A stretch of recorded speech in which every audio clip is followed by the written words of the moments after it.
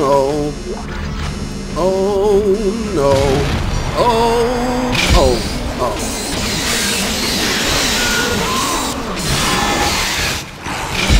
Oh Lord! Oh God! Oh God! Oh God! Okay. Okay. Okay. It has gotten real. Oh God! Buddy! Oh suck! Hey, what's good with y'all, man? What's good? It's your boy Tick, aka Game Fanatic, the Michael Jordan game, and also the Rebel of YouTube Underground, bringing you another commentary. And I know I've been only bringing y'all commentaries like every week or every other week. My bad. So, you know, what I want to start doing is what I used to do back in the day. I used to just get like mad gameplay and then just leave them for, you know, commentaries. And there's other reasons why I haven't been uploading commentaries, not just because I didn't want to get into gameplays, but other things like, you know, the news that I get. I may want to save it for the podcast so you guys can get another podcast.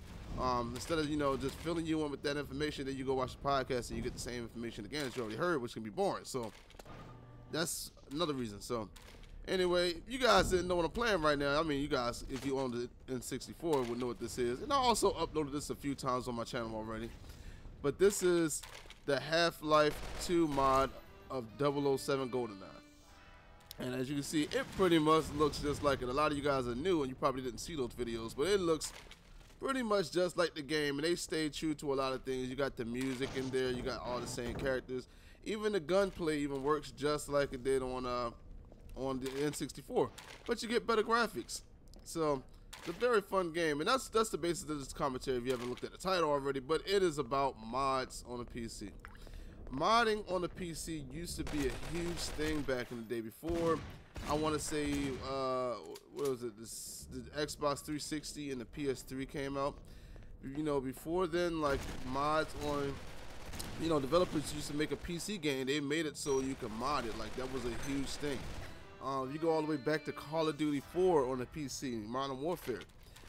That one was the last Call of Duty I know of that had mods. And they had mods such as, I don't know if you guys ever seen it, but you can look it up on YouTube, which was the Star Wars mod, where, you know, the character models were changed to like stormtroopers and things like that. And they had the actual, you know, the rifles that they have on Star Wars, and they had the same sound effects and everything like that. Like, it was crazy.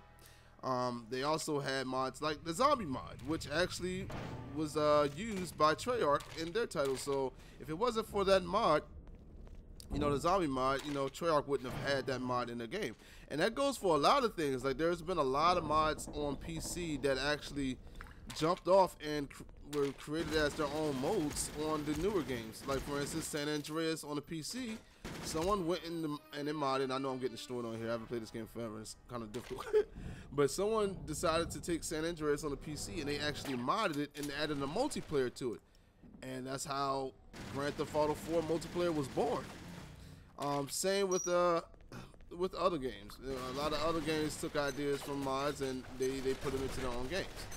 And this is why I'm making this video, because modding has to be back in these PC games. It has to be something that is not an afterthought. I watched an interview with the guys who created Evolve, and PC Gamers asked them. Now, PC Gamers is a website, or, you know, it's a YouTube channel also about PC gaming and stuff like that. So they asked them. They said, "Is Evolve going to have mod support?" And they pretty much danced around a question. Saying it's something that, you know, is not a question, pretty much saying it's not going to be in the game. And that sucks, because what modding does is it brings longevity to your game.